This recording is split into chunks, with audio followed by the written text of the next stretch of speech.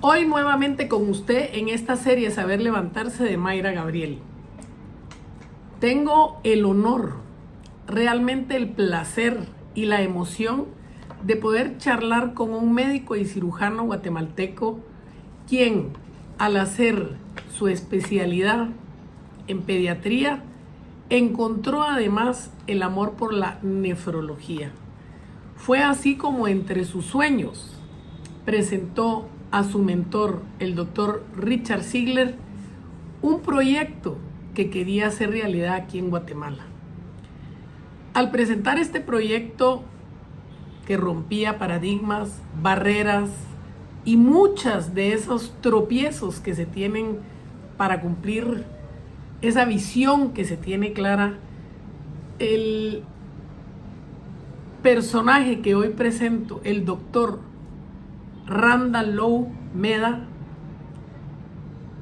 fundó un 8 de mayo del 2003 Fundanier, una fundación para el niño enfermo renal que desde entonces ha formado un gran equipo, ha trabajado con ética, con un objetivo bien claro que ha llevado a crecer la forma de atender al paciente renal y a educar cómo prevenir esas enfermedades.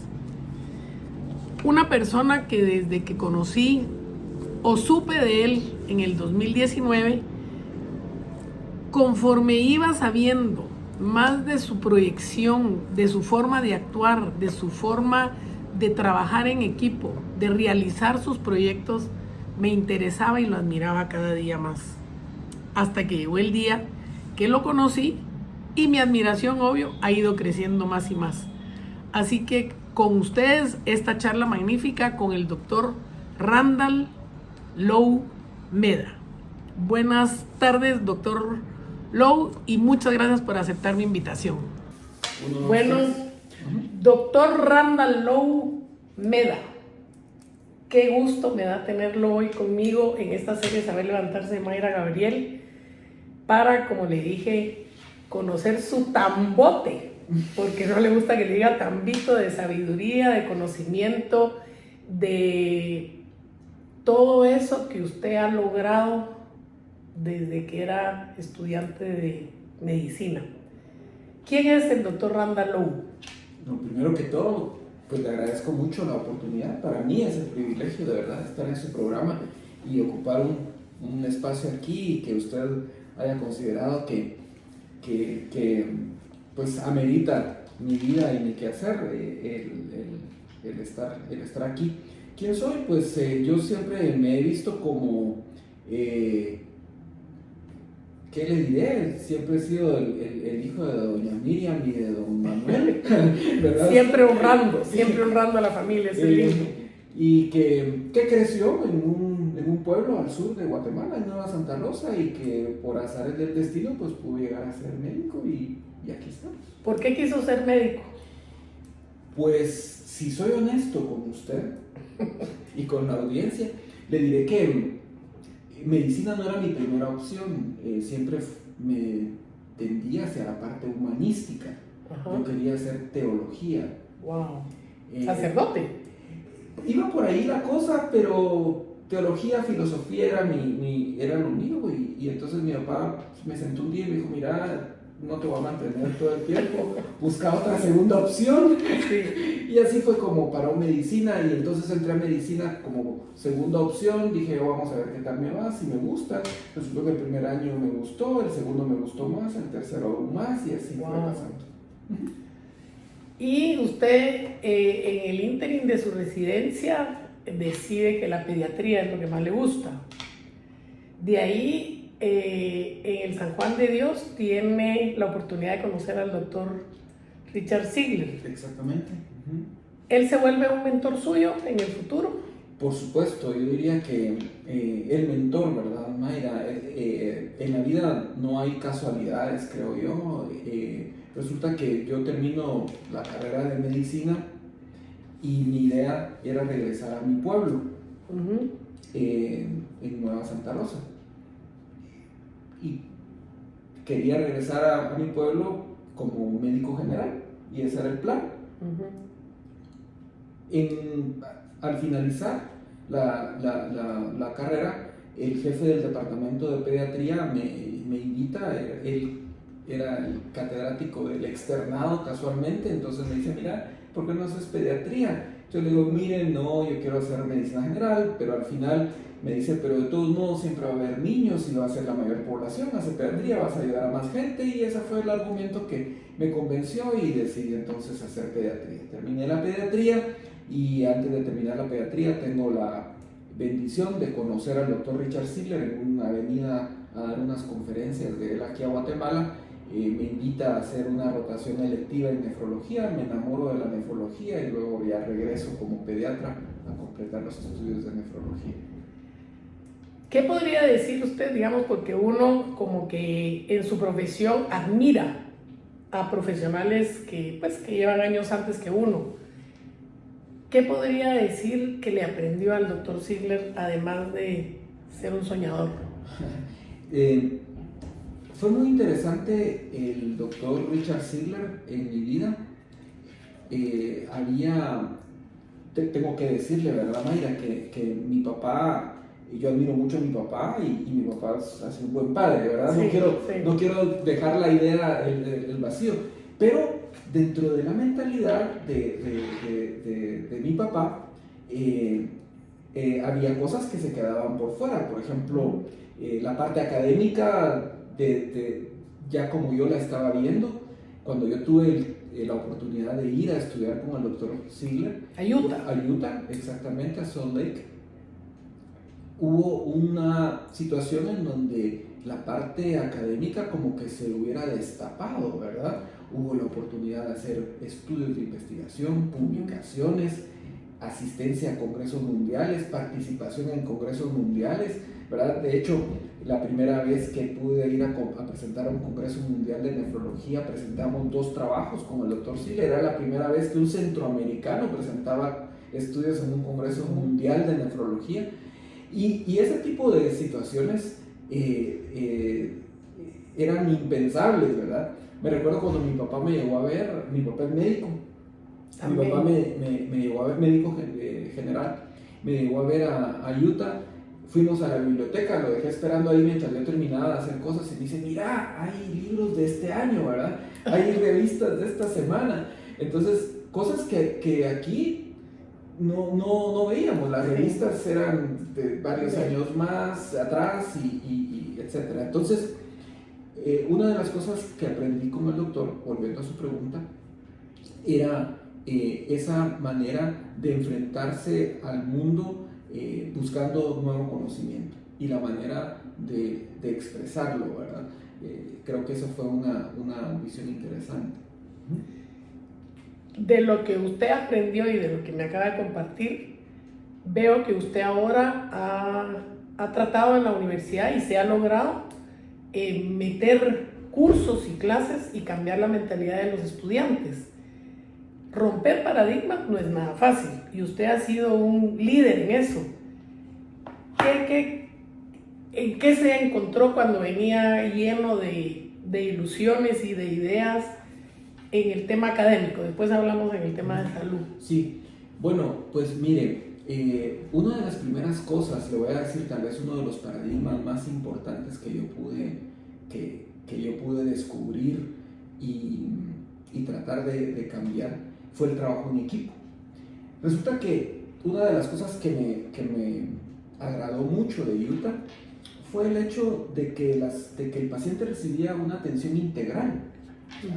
Pasábamos visitas, no pasábamos solos, pasaba el médico con la nutricionista, con la psicóloga, con la farmacista.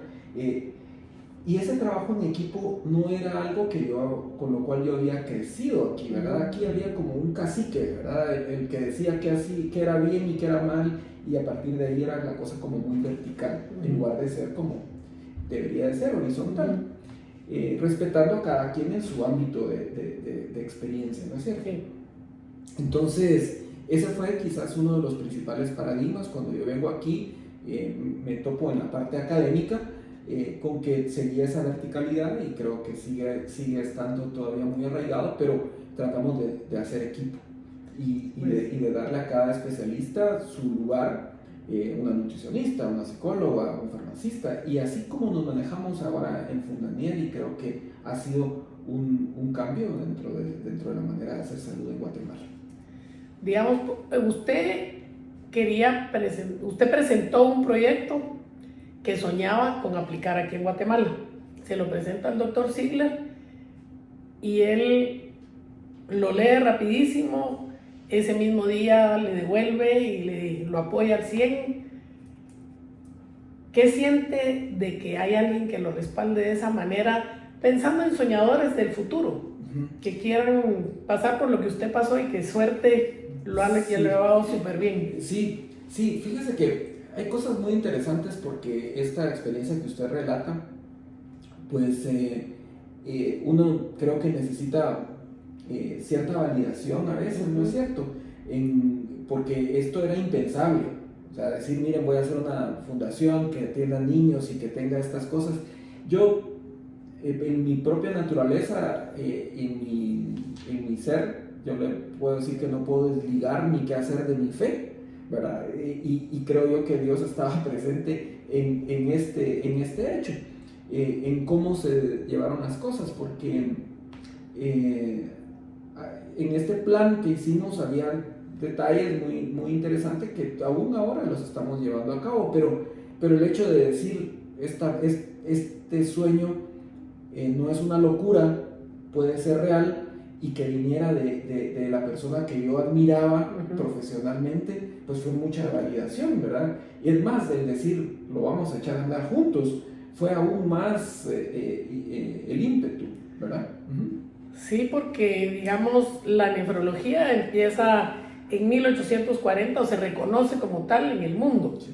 Después, en Guatemala empieza 1964 con la venida del doctor César Augusto Vargas Monterroso. Sí.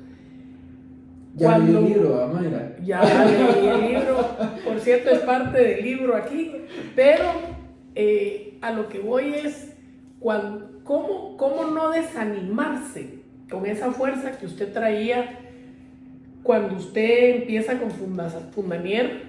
Que pues mejor usted diga, ¿qué es Fundanier y cómo empieza Fundanier? Bueno, pues cuando le planteo al doctor Ziegler este sueño de echar a andar una fundación que atienda a niños con enfermedades de los riñones y tratar de traer a este país esa realidad que estaba viendo yo en un país del primer mundo, en uno de los 10 mejores hospitales del mundo, imagínense, decir, pero es que estos niños que allá se mueren, no se mueren aquí, pues. ¿Y cuál es la diferencia? Solo es geográfica, ¿usted? Sí. Tan niños son ellos como tan niños son los nuestros. Entonces, ¿por qué razón esto no puede ocurrir en Guatemala? ¿Cómo hacemos para que se viabilice esa realidad allá en Guate? Y esta era la pregunta, y entonces se nos ocurrió hacer la fundación, y los diferentes pasos que llegaron a echarse a andar.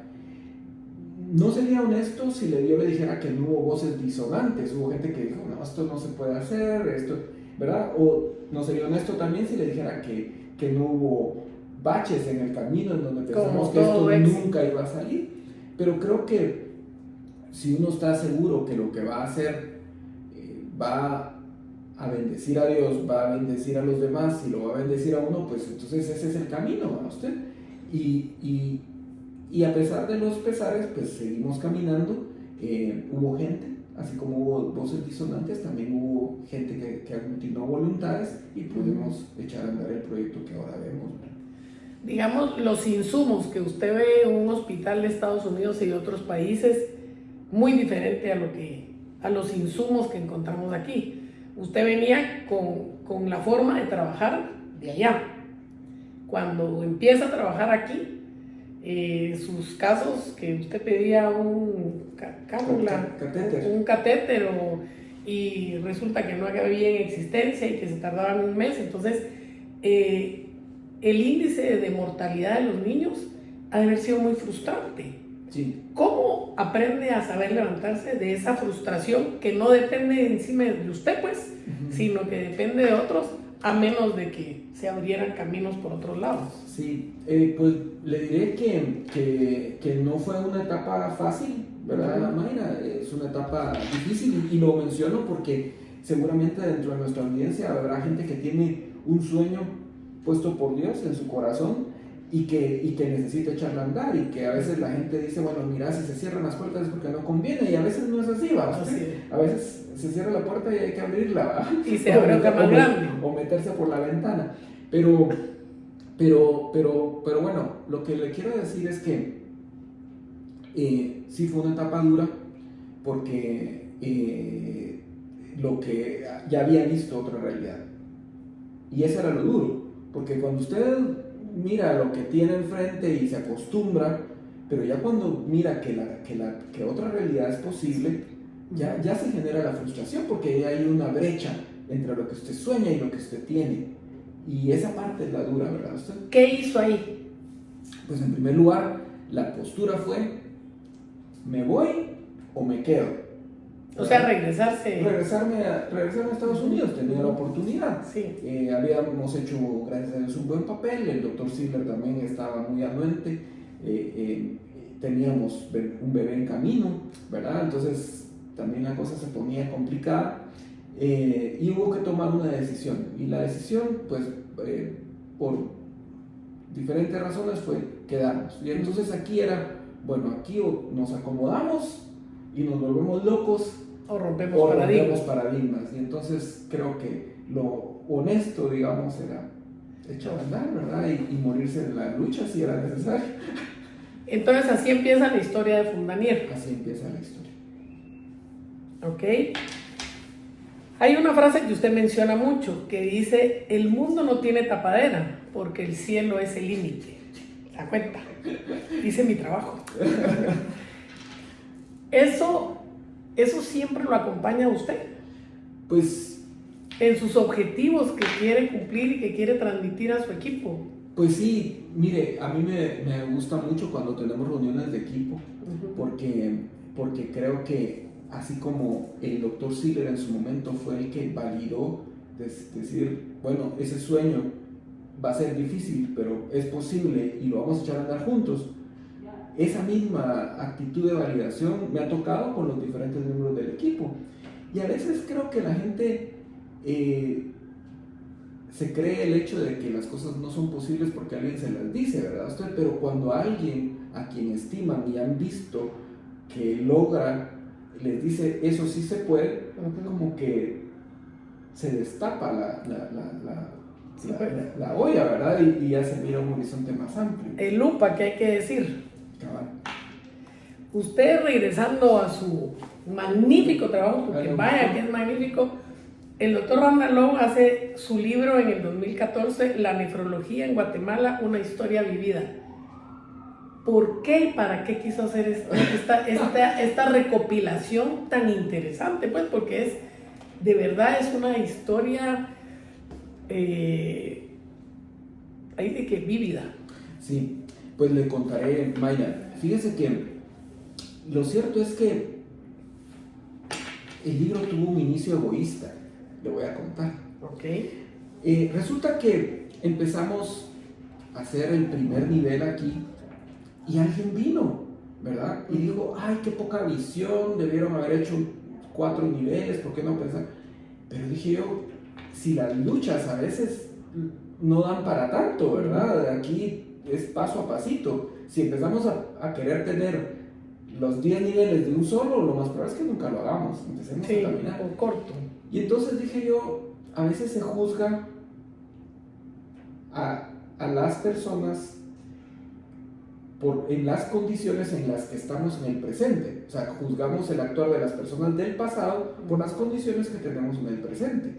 ¿Sí? Okay. Y dije yo, ¿cuántas veces me ha pasado a mí eso también? Porque yo me sentí en ese momento juzgado, porque ahorita ya está el edificio, pero si hubieran puesto unos años cuando no estaba, y esa cosa era más complicada. Y entonces dije yo, ¿cuántas veces he estado yo en la misma postura diciendo, porque aquel nefrólogo que vino en el 64 no hizo tal cosa, ya hubiéramos estado en tal otra? Y entonces decidí que la mejor manera era documentar esos hechos, tal como lo habían vivido las personas que lo habían vivido, y darles la justa dimensión al logro. Porque decir, este doctor trajo los catéteres, uno dice, trajo los catéteres, sí, pero es que los trajo en ese momento, ¿verdad?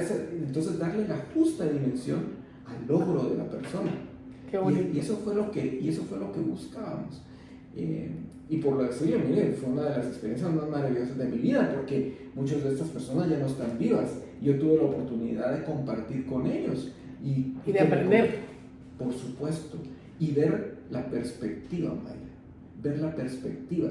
Porque me ha servido, ahora que estoy en la coordinación del programa de salud renal, a ver estas gentes que fundaron la nefrología, ¿con qué visión la fundaron? ¿Hacia dónde iban?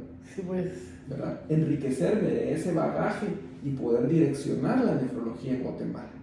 Qué interesante, porque hay poca gente que le gusta como compartir los éxitos y no éxitos de otras personas, ¿verdad? Y usted con su documento, que no sé si es público o dónde... Está en internet.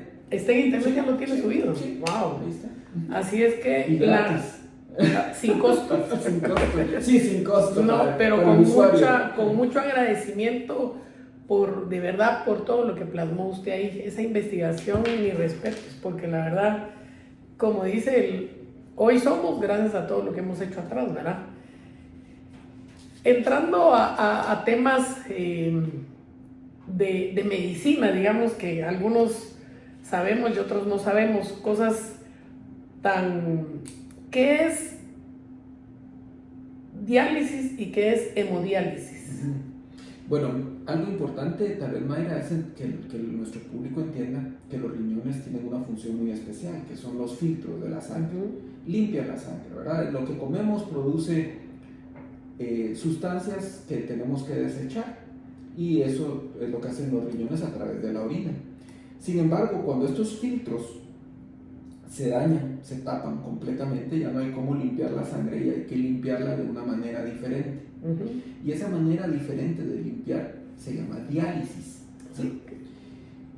Hay dos tipos de diálisis. Hay una que se llama diálisis peritoneal, que consiste en poner un tubito en el abdomen y utilizar como colador esas venitas que forran el intestino. Entonces usted mete un líquido limpio que absorbe las toxinas y luego lo saca del cuerpo. Le voy a poner el ejemplo de una bolsa de té. Es como que usted metiera en una bolsa de té el agua en una bolsa de té, luego tirar el agua, ¿verdad? Y volver a meter agua limpia, otra vez vuelve a meter la bolsa de té que se llenó de toxinas, y de esa forma funciona la diálisis peritoneal. Y la hemodiálisis consiste en sacar la sangre, entonces ya con un tubito en una vena, pasarla por un riñón artificial, por un filtro, y regresarla al paciente, ¿verdad? Limpiarla y pasarla. Entonces esa es la diálisis peritoneal y la hemodiálisis. Estas diálisis, en general, la diálisis peritoneal y la hemodiálisis, pueden hacer más o menos un 10% de lo que hace un riñón normal. Por eso es que el mejor tratamiento es el trasplante, es decir, cambiarle el filtro, ¿verdad? Sí. Se le pone un filtro nuevo al paciente, y eso pues es mejor. Porque nacemos con 2 riñones. Exacto. Ok, ahí vamos a ir después al área de trasplantes, pero ¿qué hace un nefrólogo y qué hace un urólogo? Bueno, mire, la medicina se divide en 2 grandes áreas, en medicina y cirugía, ¿sí? Okay. Si usted ve, la parte médica y la parte quirúrgica. En la parte médica es el uso de medicamentos, tratar de entender los procesos, etc. Y la parte quirúrgica es ya operar, ¿verdad? Usted, y tuvo un origen histórico diferente, ¿verdad? Estaba el médico y estaban los barberos a los que llamaban para hacer las operaciones, ¿verdad? Entonces ha tenido un origen diferente. Entonces en la parte médica usamos medicamentos, no intervenimos quirúrgicamente, pero por supuesto que hay necesidad a veces de intervenir con cirugías. Pero los especialistas en entender las enfermedades y dar medicamentos del cerebro se llaman neurólogos. Sí. Y los que operan el cerebro, cuando ya no hay medicamentos, se llaman neurocirujanos. En En la parte del riñón es igual, la parte que entiende la enfermedad y da medicamentos se llama nefrólogo, y cuando hay necesidad de intervenir y quitar es el urólogo, ¿verdad? Ni el nefrólogo opera, ni el urólogo entiende muchas veces el tratamiento que se da con medicamentos para las enfermedades de los riñones. Qué interesante, mire, pues hoy sí aprendí.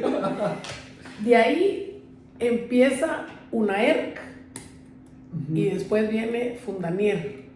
¿Qué diferencia hay para las personas que nos escuchan? Bueno, mire, en 1997 Guatemala tuvo la afortunada idea de brindar tratamiento para los enfermos renales a través del Estado. Y así fue como se crea una ERC, que es la Unidad Nacional de Atención al Enfermo Renal.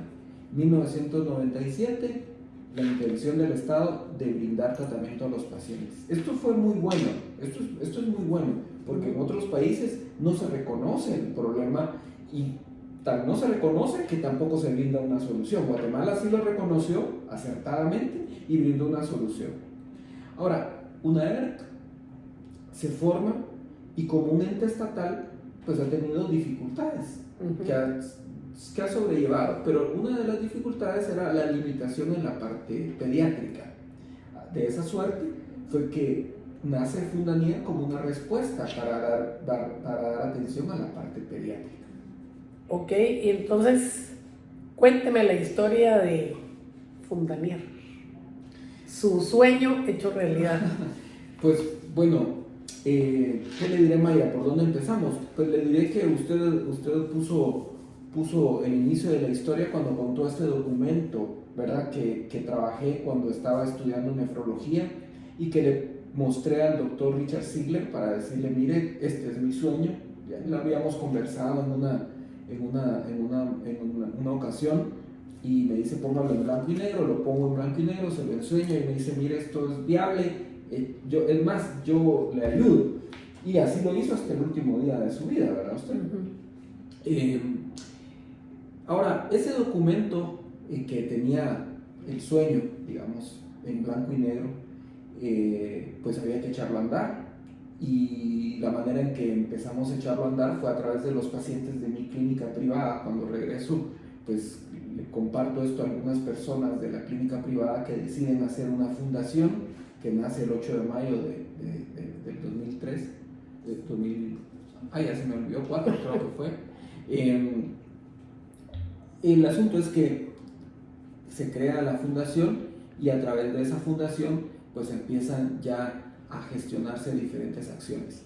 Una de ellas es la firma del convenio con el Ministerio de Salud, a través del cual se comparten responsabilidades, ¿verdad? En donde el ministerio pues pone la tierra, el terreno, digamos. Fundanier dice construyamos un edificio, el ministerio decide entonces pagar el personal, Fundanier entrenarlo, el Estado pone los insumos, y ahí, como un matrimonio no necesariamente feliz pero funcional, la cosa camina y se puede brindar atención, y hoy por hoy este es el Centro Nacional de Referencia para niños con enfermedades de los riñones. Digamos, la Fundanier que usted empieza en el 2003, 21 años después, y 2030, ¿dónde está y a dónde quiere llegar con el programa de Plan Salud Renal 2030? Sí. Porque ha hecho muchos logros, ¿verdad? O sea, empezó por no tener nada, por hacer un primer nivel, por meter diálisis, hemodiálisis, un segundo nivel, un tercer nivel, laboratorio, y ahora tiene el Plan de Salud Renal 2030. ¿A dónde quiere llegar? Pues, bueno, primero reconocer su papel también, porque usted no lo menciona, pero usted tiene un papel preponderante en todo este recorrido, ¿verdad, Maya? Y le diré que pues la idea es que podamos, en primer lugar, tener la capacidad como país de generar las políticas públicas que permitan atender a esta enfermedad, ¿sí? Pero también que tengamos la capacidad académica y tecnológica para poder prevenir esta enfermedad, que la entendamos. ¿Por qué no estamos enfermando? ¿Por qué Guatemala tiene el 4º lugar en todo el continente de mortalidad por enfermedad renal? Es que algo está pasando. Sí. O sea, esto no es normal, ¿verdad? Pero ya lo hemos normalizado, ¿verdad? Porque pues como está enfermo el vecino, el otro vecino y el otro vecino, pues es parece normal que todo el mundo está enfermo. Pero eso no es normal. Tenemos el 3er lugar a nivel continental de años de vida perdidos por enfermedad renal. Entonces tenemos que entender qué está pasando, y por eso fue el esfuerzo de hacer un laboratorio, porque vamos a esperar que venga otro país a resolvernos el problema, si nosotros lo estamos viviendo. Queremos entenderlo, tenemos cabezas, sí. Hay gente capacitada aquí, y si no la capacitamos, sí. ¿Verdad? Pero crear el conocimiento que nos permita identificar el problema, crear el conocimiento que nos permita tener tecnología apropiada, que no tenemos que importar medicamentos, que lo podamos hacer aquí, que no tengamos que importar tecnología, que lo podamos hacer aquí. Y me dice usted cuál es mi sueño, le diré, crear un ecosistema nacional que permita la atención de los pacientes renales, pero también la prevención de la enfermedad renal, y que eso se pueda exportar al mundo. Es que yo pienso que el otro día, usando el ejemplo, un dentista, un odontólogo, y me dice, mira, es que mi proyecto ha sido prevenir que mi paciente tenga problemas en el futuro. Pero hay otros que es al revés, casi que les provocan los problemas. Entonces, usted, su enfoque es prevenir. ¿Cómo educamos a un niño, a un adulto, a prevenir las enfermedades renales? Sé que la alimentación es vital, lo que bebemos es vital, pero ahí sí que abrimos y despertamos conciencia en cómo prevenir, no seguir siendo ese 4º lugar, no tener ese, sino que aquí sí queremos tener casi los últimos. Seguro. ¿Verdad? Pues voy a dividir la respuesta a su pregunta en 3 partes, Mayra. En primer lugar, decirle que sí, queremos prevenir, pero entendemos que ya hay un daño hecho, y que vamos a ver el fruto de ese daño, y que tenemos que pagar las consecuencias de nuestras malas decisiones de los últimos 30 años. O sea, esa no la quitamos más. Sí, ¿verdad? Sí. Pero entonces tenemos que hacer algo por estas personas, ¿sí? Que mal o bien, entre todos los guatemaltecos tomamos malas decisiones que nos llevaron a esta situación actual. Punto. Total. O sea, si no lo reconocemos, si nos hacemos las víctimas, no hicimos nada. Sí, no salimos. Reconozcámoslo y tenemos que atender a estos pacientes. Entonces, por eso le decía, busquemos las políticas públicas que creen una atención oportuna a estos pacientes. Va. Habiendo dicho eso, sigue lo otro. Y lo otro es reconocer que tenemos un problema. No se reconoce el problema renal. No se reconoce, Mayra, si no estuviéramos aquí. Sí. ¿Me entiende? O sea, tenemos que tener una política de país, una postura como país ante esto. UNAER fue una acción, pero ya ve que UNAER como que es huérfano, ahí a veces la quieren, a veces no la quieren, todo el mundo le quiere meter el diente. Entonces, no, tenemos que tener una política de país, y de eso trata el programa de salud renal que estoy dirigiendo.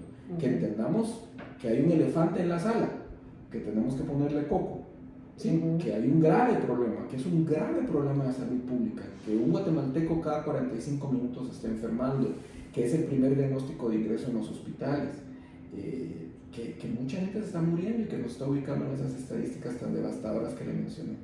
Entonces, creo que hacer conciencia de que existe un problema y que necesitamos atenderlo es el segundo punto. Y el tercero es que entonces ya dirigirnos también paralelamente a la parte de prevención. ¿Qué hacemos? Dice Mayra. Bueno, le diré, hay que empezar con los niños, ¿verdad? Sí. Y por eso Fundanier tiene mucho sentido. Por eso recientemente se firmó una alianza con el Ministerio de Educación para revisar material y proveer material y educar a los maestros y directores de los departamentos priorizados. Hace un mes estuvimos capacitando a 815 maestros de Escuintla con 4 ideas claras, porque mire, nos bombardean y nos dicen 25 no se nos quedan. 4 ideas claras. Tomar agua hasta que la orina sea transparente. evitar las bebidas endulzadas industrialmente, disminuir la ingesta de sal y hacer 20 minutos de ejercicio al día. Y en eso se basó nuestra campaña, y en eso se va a basar nuestra campaña en los años entrantes, ¿verdad? En esos 4 mensajes. Se lo repito. La orina transparente, y eso es cuando sale con color, digamos. Debe tomar más agua. Debo tomar más agua. La orina tiene que ser lo más transparente. Okay.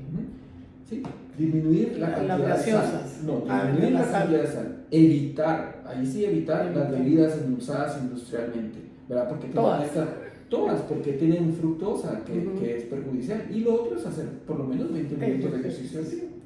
Buenísimo. Y entonces con esos 4 mensajes, grabarlos en la población, metérselos a todo el mundo en la cabeza, para que con esas simples 4 cosas creo que... ¿Y la alimentación?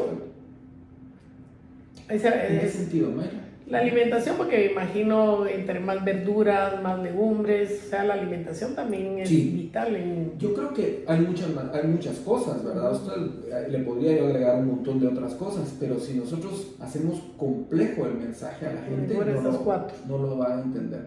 Porque ahí también podríamos hablar de evite automedicarse, que controles el azúcar, que no sé qué, pero y ahí metemos un poco de distractor en la población. Mejor que nuestros niños aprendan esas 4 cosas, que crezcan sabiendo esas 4 cosas, y nos evitamos problemas más adelante. Ok, ahora vamos a pasar a algo interesante que empecé a vivir desde el 93, trasplante de donación de órganos. Usted habló de los trasplantes de riñón que en el 2018 creo que fue que hicieron el primero, Sí. ¿Verdad? Hoy por hoy usted es el que coordina, porque una cosa es que haya pasado la ley y otra cosa es todo lo que viene después. ¿Qué nos puede compartir de esa ley? Bueno, yo participé en mucho del proceso de la ley junto a otras muchas personas que aportaron gran cantidad a beneficio de esa ley. Yo estuve en ese grupo también y pude ver de cerca el desarrollo de esta ley que costó tanto, que fue promulgada en el pasado febrero, a finales de febrero. Y cabal el día del trasplante. Seguramente. Sí, el día mundial del trasplante. Sí, es cierto. Entonces, pues ahí fue promulgada la ley y tuve el privilegio de que el ministro de su entonces me pidiera que coordinara la redacción del reglamento de la ley, para lo cual se convocó a los jefes de trasplante de los diferentes programas y se terminó el proyecto. Se hizo el proyecto y se entregó ya al despacho para que pudiera ejecutarse. Yo no soy el encargado de trasplante. Para aquí habrá un director de trasplantes en una Dirección Nacional de Trasplantes, que esto está por implementarse, ¿verdad? Y se está estudiando la mejor manera de que se vaya a implementar. Por el momento, desde mi puesto de coordinador del programa de salud renal, pues sí tengo que trabajar en la parte de normas para hacer que los pacientes tengan mejor acceso a trasplante. Y que haya un buen protocolo, pues, que haya un buen, ahí sí que el reglamento, ¿verdad? O sea, eso todavía sigue ha avanzado mucho, pero recuérdase, Mayra, que cuando las cosas están dentro del Estado, se tornan un poquito más lentas por la burocracia y por toda la estructura que debe llevar, ¿verdad? Entonces, ya tenemos el reglamento, no se ha hecho la dirección como tal, ni se ha nombrado un director, pero yo creo que sí se ha avanzado en ese sentido. Digamos, usted puede tener dinero, pero usted tiene que saber cuánto dinero tiene en su cuenta para saber cuánto puede gastar. Para que usted tome mejores decisiones aquí en Fondanier con su equipo, usted tiene que tener datos, ¿verdad? Entonces, le ha pasado que muchas veces vienen personas o vienen grupos, hacen investigaciones, pero a usted no le dejan la información, digamos, para tomar decisiones importantes. ¿Cómo se puede hacer para apoyarlos, para que hayan empresas que investigación de mercado les llaman, que puedan prestar sus servicios, ¿verdad? Porque yo creo que entre más información tenga usted, mejor decisiones pueden tomar para mejorar, para atender mejor al paciente renal. ¿Qué me diría de cómo poder pedir esa ayuda, digamos? ¿Usted habla de ayuda material, en conocimiento? En conocimiento pensaría yo, porque digamos así, zapatero para tu zapato, decía mi papá.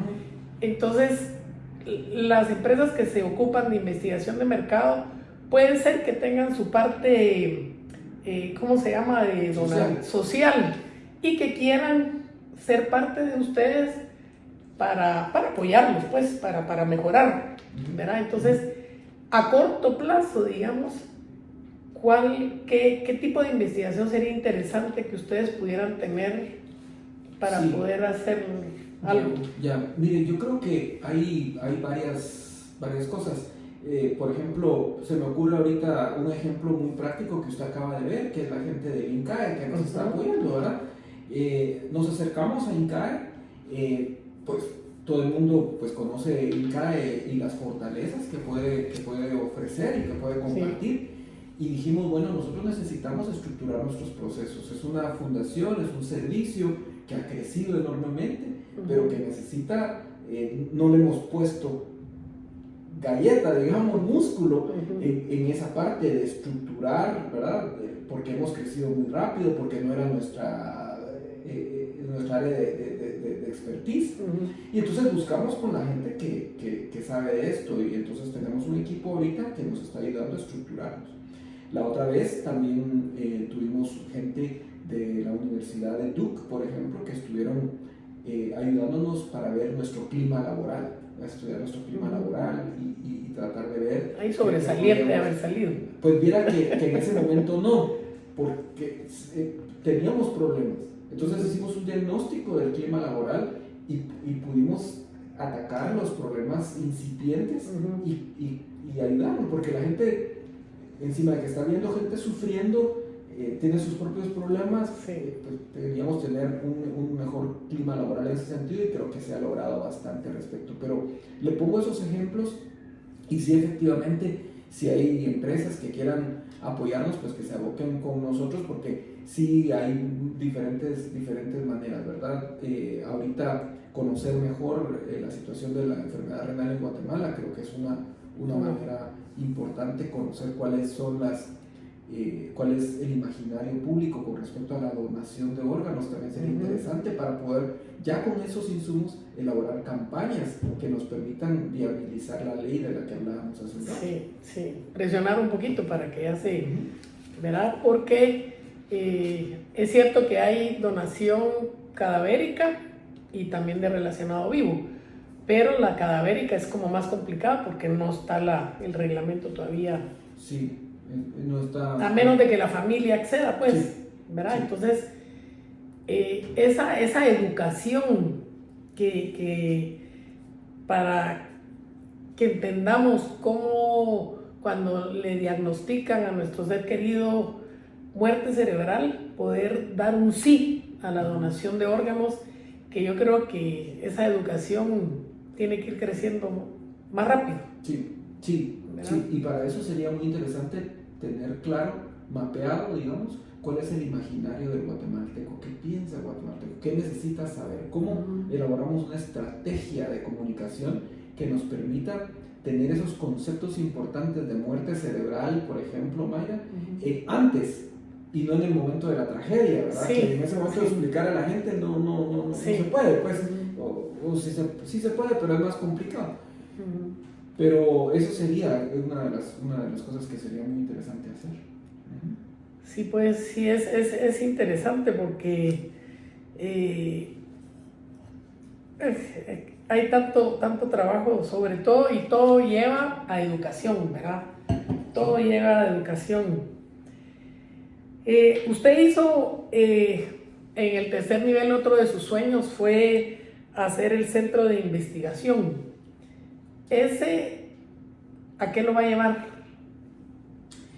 ¿A qué nos va a llevar? ¿A qué lo va a llevar? Primero creo que vale la pena mencionar lo que le decía, que creo que una de las cosas que tenemos que ver es entender la enfermedad.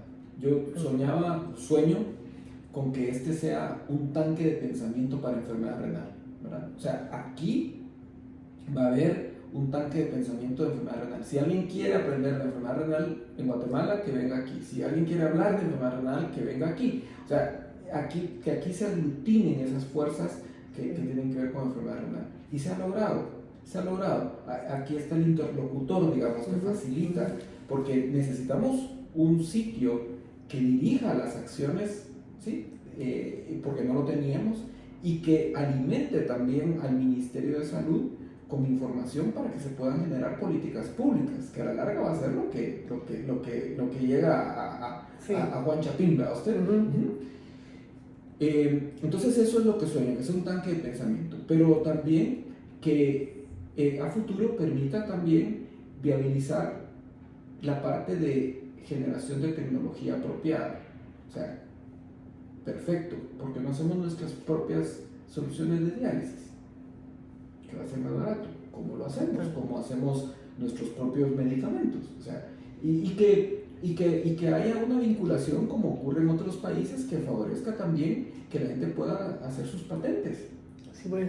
¿Verdad? Y digamos, el producto o los insumos, la materia prima para crear eso, ¿sí los encontramos fácil en Guatemala o es una piedra en el zapato? Mire, lo que pasa es que tenemos que ver, ¿verdad, Mayra? Que nuestra sociedad está muy ocupada en solucionar en apagar incendios, ¿verdad? Entonces, como que la planeación a futuro es algo que a veces se toma como un lujo. Sí. O la inversión en ciencia se toma como un lujo. Entonces, por eso es que hemos tenido acercamientos con la CENACYT, la Secretaría Nacional de Ciencia y Tecnología, con el CONCYT, para ir también cambiando paradigmas ahí y que vayamos viendo que el apostarle a la ciencia no es un lujo. Y es necesario. Es necesario. Si usted quiere salir de su desarrollo, tiene que apostarle a la ciencia. Sí. ¿Verdad? Pero con tantos problemas graves, urgentes, digamos, a veces cuesta, ¿verdad? Pero hay que ir rompiendo esos paradigmas también.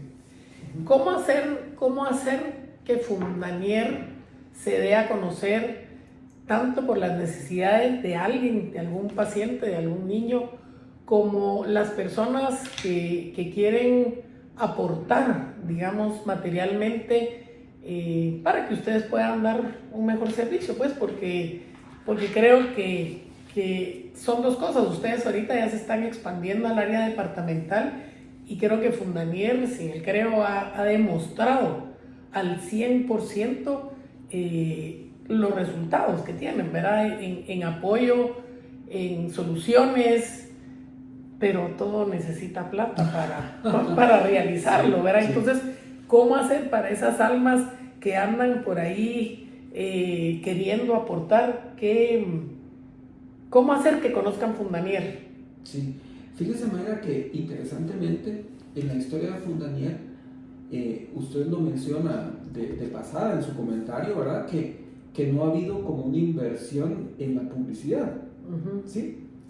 Y quizás necesitemos comunicar mejor qué es lo que se hace y pero sobre todo qué es lo que se ha hecho. Porque una gran ventaja sí tenemos como Fundanier es que tenemos un pasado, ¿verdad? Y un pasado que es contundente, digamos. Bueno, son 21 años de buena muestra. Exacto. Entonces, como que no van a venir a vender un sueño de que, mira, vamos a hacer algo. O sea, ya está hecho, ya tiene fruto, ya hay una trayectoria. Como que apostarle a eso va a ser más fácil. Creo que ahorita, en este momento, estamos en un buen momento para trabajar en la parte de comunicación y decir un proyecto que vale la pena, un proyecto que le está apostando al futuro, un proyecto que tiene historia. Y entonces creo que ahora es el momento para hacerlo. Ahora tenemos mucho argumento que comentar. Y digamos, el área departamental, en la investigación que hicieron de 66 municipios, se dio cuenta que Escuintla es un punto fuerte, es un foco bien fuerte. ¿Cómo llegar a más? Sí,